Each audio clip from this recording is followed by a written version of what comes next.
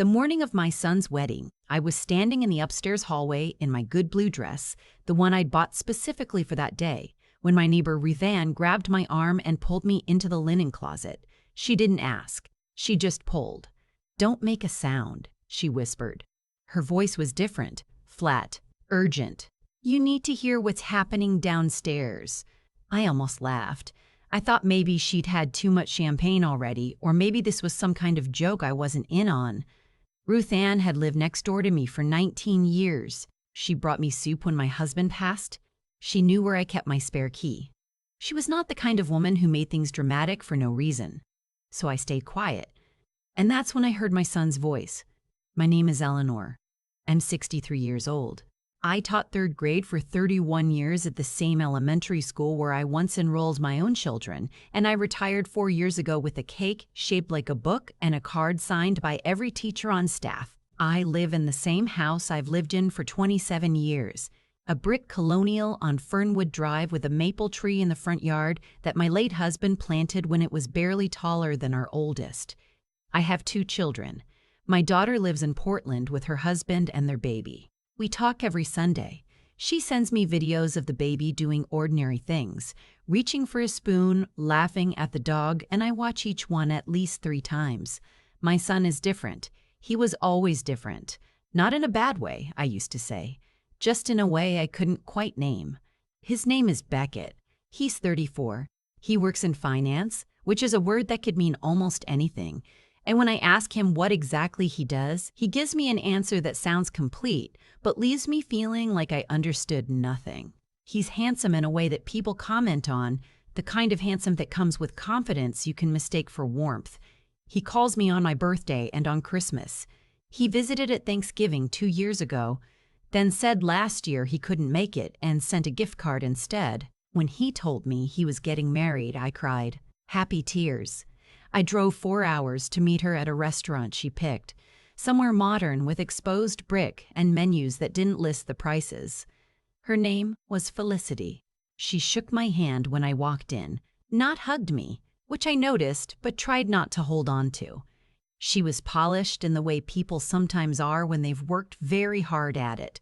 Perfect posture, careful smile, conversation that moved like a well-rehearsed interview. I told myself I was being unfair, that I was protective of my son in ways that weren't always rational, that sometimes you just need time to warm up to someone new. I told myself a lot of things that year. The wedding was at a venue about 40 minutes from my house, a restored farmhouse property with a long gravel driveway and white lights strung through the oak trees. It was genuinely beautiful.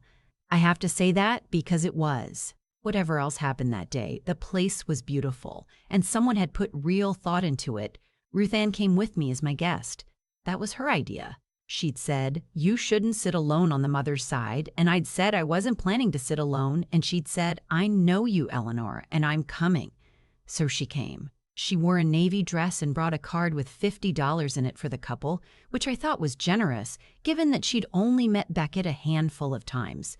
We arrived early. I wanted to speak to the coordinator about where the family photos would happen, and I also, honestly, wanted a moment to breathe before everything started moving, and I couldn't stop it. Ruthanne and I were standing in the upstairs hallway of the main house. The venue used the second floor as a staging area for the wedding party, when she suddenly stopped walking and put her hand on my arm. "Hold on," she said quietly. I looked at her. Her face had changed. "What?" "Shh." She pointed toward a door that was almost completely shut, just barely open, and she steered me backward, away from it, toward the linen closet at the end of the hall. She opened it. She gestured for me to step inside. "Ruthanne, please," she said, and something in her voice made me stop arguing. I stepped in. She pulled the door almost closed, and then I heard it. My son's voice. And a second voice I didn't recognize at first, and then did his friend from college, a man named Whitfield who'd been named best man, who I'd met twice and found slippery both times. "She's not going to change it," my son was saying. "I've tried. She has the whole thing locked up in some kind of revocable trust, and the only way it changes is if she decides to change it." "So make her decide," Whitfield said. "You think I haven't tried?" She doesn't respond to pressure. She goes quiet and then nothing changes. She's been like that my whole life. What about the daughter? Callista doesn't care about the money. She never has. It's just me. A pause. I heard something that sounded like a glass being set down on a hard surface. So what's the play? Whitfield asked. I don't know yet, but Felicity thinks if we can get her to add us as co-trustees, we have more control. If something happens to her, the money doesn't just sit in probate for 6 months. It moves. Co-trustee isn't the same as inheriting. No, but it's a start, and once we're in that position… He stopped. Once we're in that position, there are options. I stopped breathing. There are options. I stood in that linen closet in my good blue dress with a small bag of potpourri hanging 6 inches from my face, and I heard my son say those 3 words.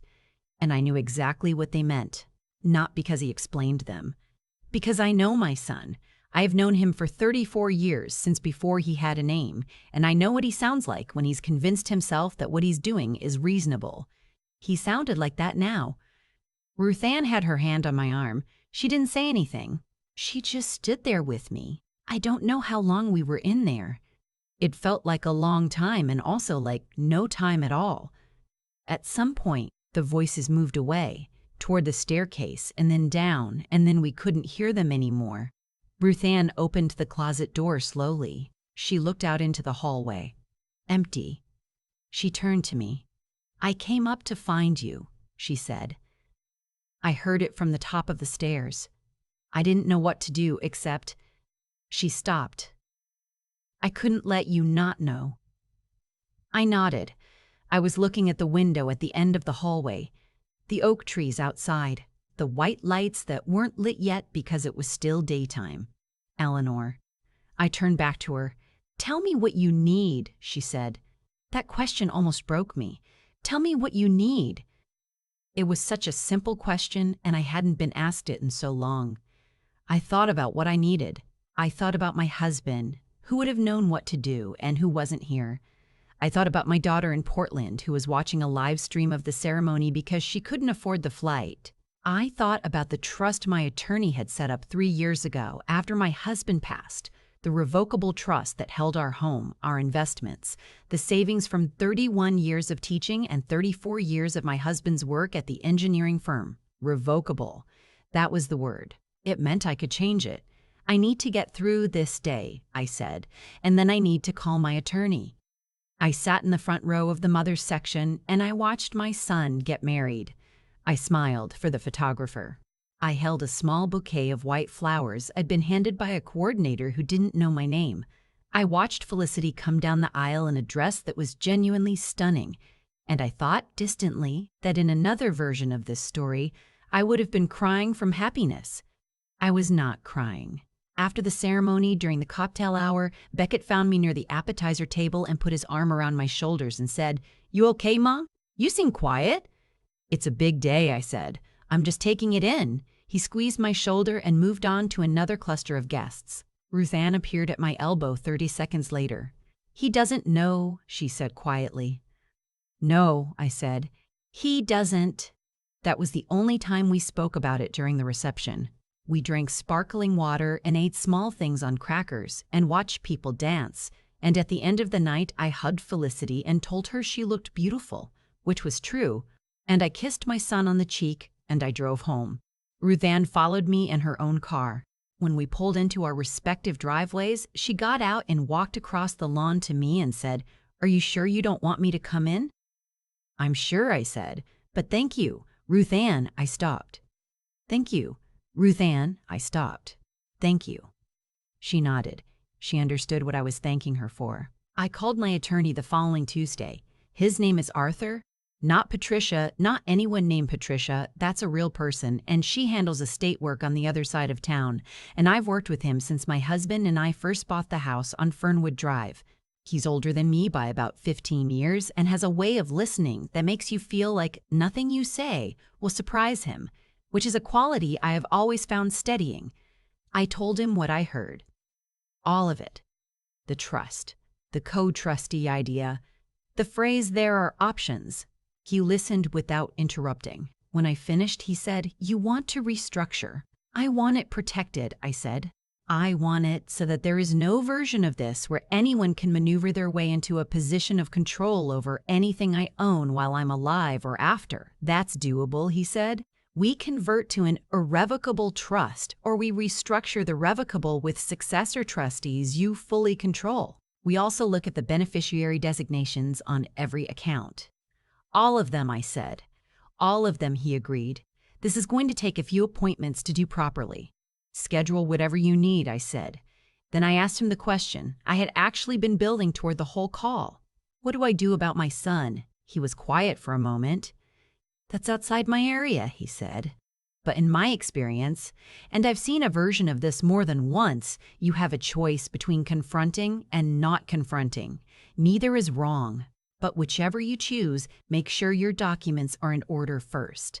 So no matter what I decide, the paperwork comes first." "The paperwork always comes first," he said. I spent the next 3 weeks meeting with Arthur and signing things and having long conversations about successor trustees and distributions, and what happens to the house if I become incapacitated, and who I actually trust to handle my affairs. I named Callista, my daughter in Portland, as my primary trustee's successor.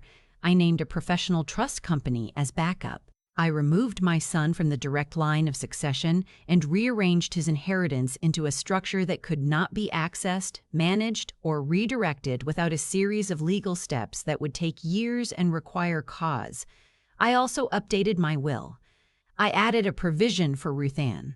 Not a dramatic sum, enough to mean something. She would have argued with me if I'd told her, so I didn't tell her.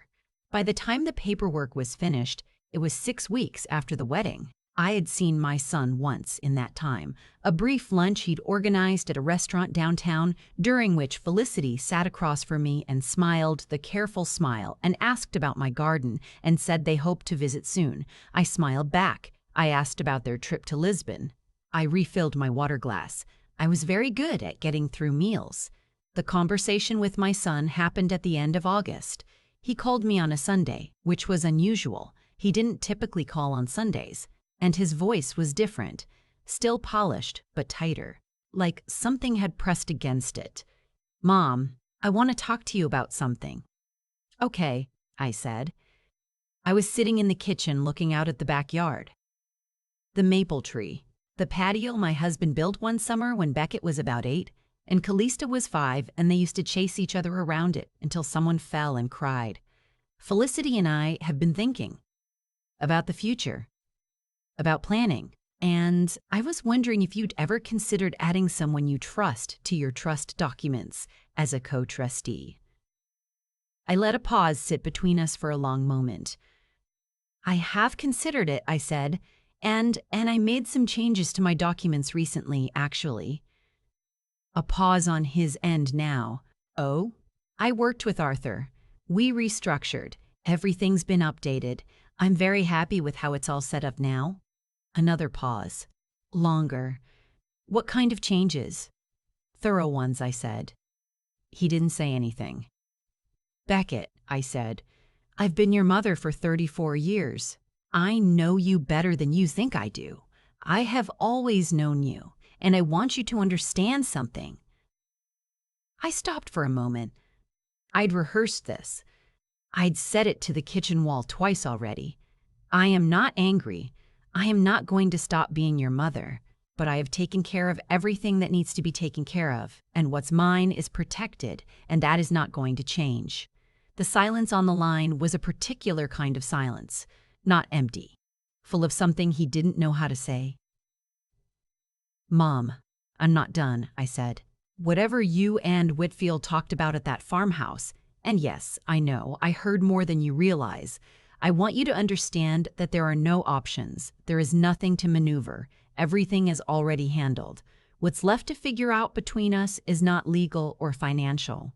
It's whether you want to have a real relationship with your mother." I heard him exhale. It was almost a word. "Not quite. I'll give you time to think," I said. "I'm not in a hurry. But I'm not going to pretend I don't know what I know, and I'm not going to keep attending lunches where we talk about Lisbon and gardens and say nothing real. That's not something I'm willing to do anymore.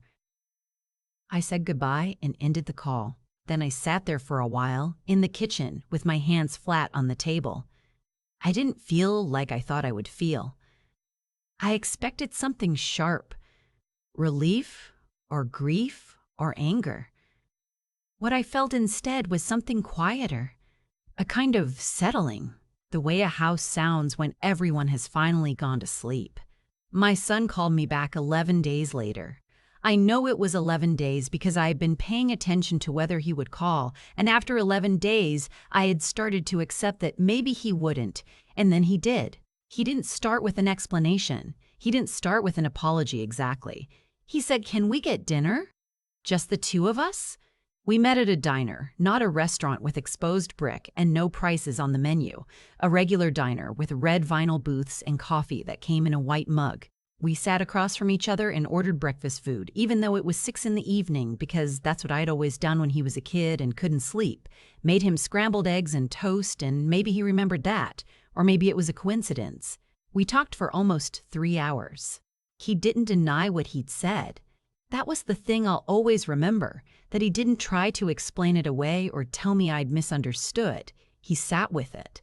That took something, and I gave him credit for it even as I held on to everything I now knew. He told me that Felicity had pushed the idea harder than he had, that he'd known it was wrong and had let himself be convinced. That he'd spent the weeks since my phone call in a kind of miserable accounting of how he'd gotten to a place where standing in a hallway and talking about his mother's money like that had seemed, for a moment, like a reasonable thing to do. I asked him how long the two of them had been having those conversations. He said, "A while." I asked him if he wanted out of his marriage. He looked at the table. "I don't know," he said. "I don't know anything right now except that I handled this badly and I'm sorry." I asked him what he wanted from me. He said, "I want you to still be my mother." I looked at him for a long time. My son, who I had taught to ride a bike in the parking lot of the Methodist Church on Oak Street because our driveway was too steep, who had called me from his freshman dorm room at 11 at night and pretended he didn't know why he was calling, and I talked to him for an hour about nothing in particular until he said he thought he could sleep now, who had grown into someone I loved and did not always understand and was, in this moment, sitting across from me in a red vinyl booth asking for his mother. "You already have that," I said. "That's not what's in question." He nodded. He pressed his thumb against the rim of his coffee mug. "What's in question," I said, "is what we build from here. And that depends on you, not on me. I'm not going anywhere. But I need you to make choices, real ones, about who you want to be and what kind of marriage you're in and whether any of this is going to change." He said he understood. I told him I hope so. I called Callista the next morning. It was a Sunday, our usual call, and she answered on the second ring with the baby on her hip, the baby who was now trying to pull her earring out, and she laughed and said, hold on," and I listened to the sound of my daughter being a mother while I sat on my back porch with a cup of tea.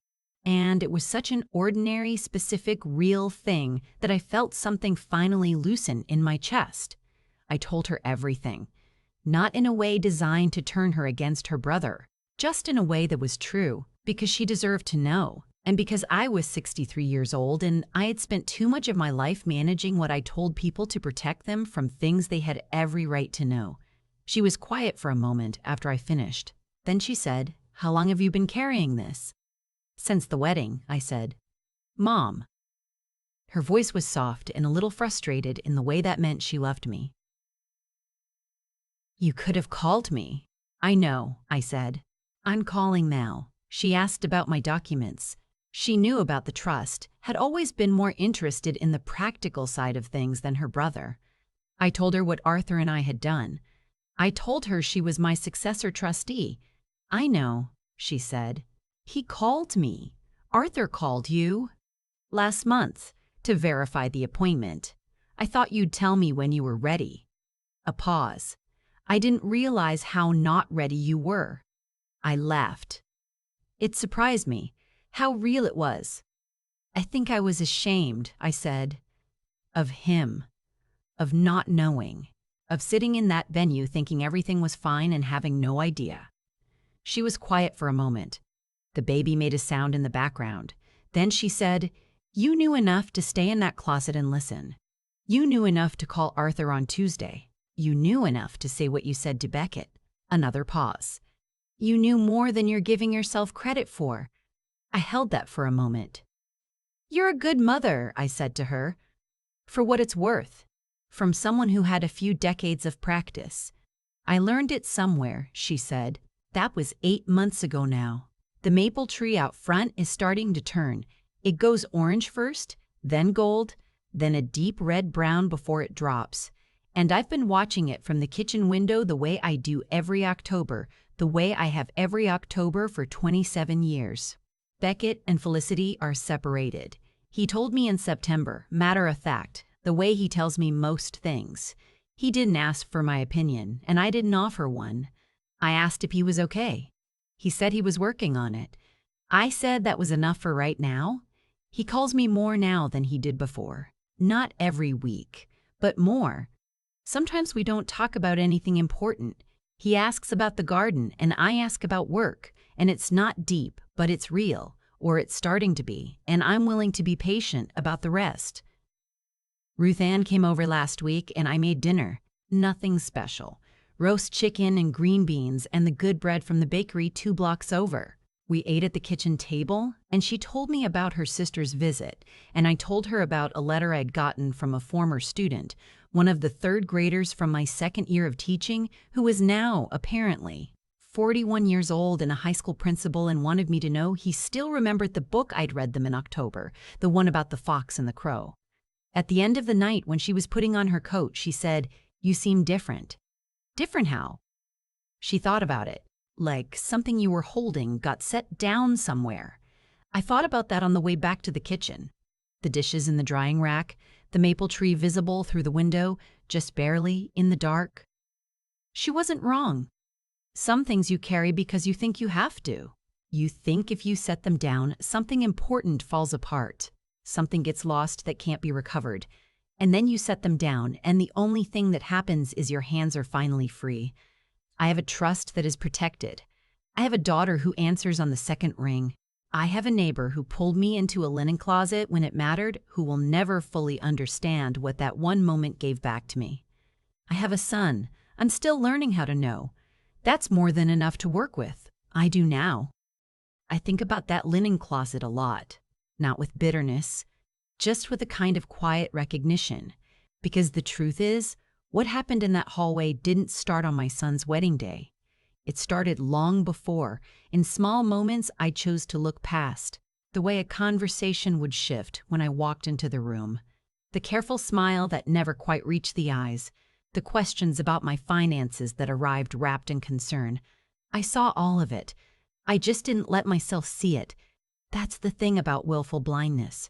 It feels like kindness at the time. You tell yourself you're being generous, giving people the benefit of the doubt, not making something out of nothing.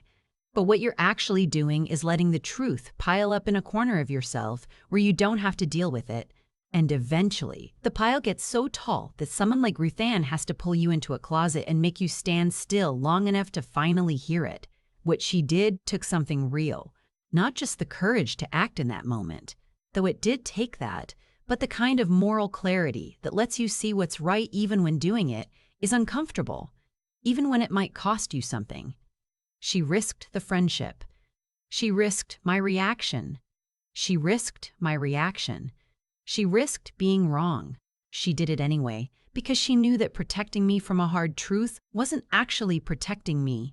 It was just a more comfortable way of letting me get hurt. I've been thinking about what made the difference between how she handled it and how I might have if the situation were reversed. I think it comes down to this. She trusted her own judgment, not arrogantly, not without doubt, but enough to act on what she knew instead of talking herself out of it. That kind of trust in your own perception, your own values, your own read of a situation is something that takes years to build. It's built quietly, through all the smaller decisions where you chose honesty over convenience, where you said the harder thing because it was the true thing. Ruthanne had been building that for a long time. It showed. And then there's what I had to do afterward. Making those phone calls, sitting across from Arthur and going through every document, every account, every line of something I'd spent a lifetime building. Sitting across from my son and saying the words I had rehearsed to a kitchen wall. None of it was easy. Some of it was one of the hardest things I've done. But there is a kind of strength that only shows up when you're tired and hurt and still have to keep moving. Not because you feel brave, but because there's simply no other direction that makes sense. That's not dramatic courage. It's just the ordinary, daily kind. The kind that gets you to Tuesday, and then to the next Tuesday, until eventually you look up and realize you're okay. My son is finding his own way back to something real. I don't know how long it will take. I don't think he knows either. But I've stopped measuring it. Some repairs happen on their own schedule, and the most useful thing I can do is stay present and let the process be what it is. What I know for certain is this: the truth has a way of surfacing eventually. You can build the most elaborate arrangements around it, but it finds its way out. The question is only whether you're the one who chooses to look at it, or whether life finds a way to make you. I'd rather look. I'd rather know. Even when the knowing is a closet full of quiet grief. Even then,